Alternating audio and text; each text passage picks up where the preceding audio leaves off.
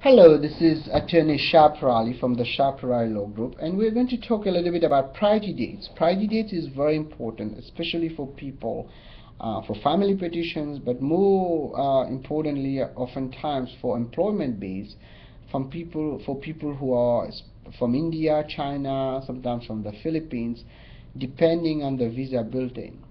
And one of the big important thing for people to do, and people who are beneficiaries of green card, is to actually maintain this priority date, because earlier the priority date, better are your chances of getting a green card earlier, of course. So basically, locking the priority date on an I-140 is somehow to stand in the line, and you can use that and carry it usually forward on any kind of petitions when it comes to employment base. And sometimes you can even put family dates, priority dates, but in this case we're going to talk specifically about employment case. What has happened in certain situation is, as far as we know, and for a long time, we have always been able to use the priority date of cases, whether it was from an EB3 moving to an EB2, as long as the I-140 was approved, and also the I-140 was not obtained in fraud or any kind of misrepresentation.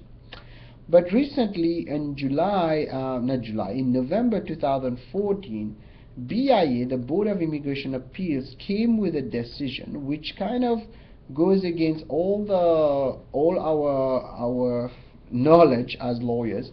And now, in the matter of In Re Grace Estrellado, the case was issued in 2014 November, and that person had an I-140 from 2006, and the BIA refused to port that I-140 priority date, citing that basically the employer revoked that I-140. And the truth is that this is not really what the law has always been saying and what we have been following under the foreign guidance, foreign affairs manual.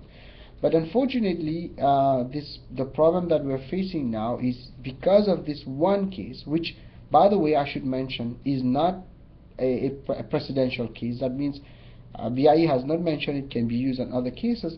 And two, BIA technically don't have jurisdictions on I-140s. However, BIA has jurisdiction on the I-45, which is an adjustment of status. As such, them picking that priority date becomes important. But so far, that law is not precedential. That means cannot be used as precedence. And two, that law can be fought.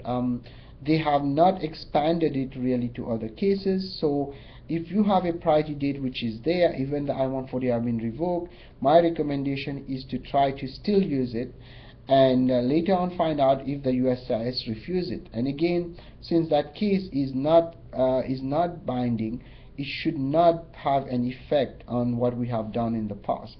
But unfortunately, because of that one case now, there's a lot of confusion out there. It's creating a lot of problem. I hope this case will go to higher level and will be reversed, because that's just that one simple case which should not be there is causing a lot of havoc, and people are confused, worried about their priority dates.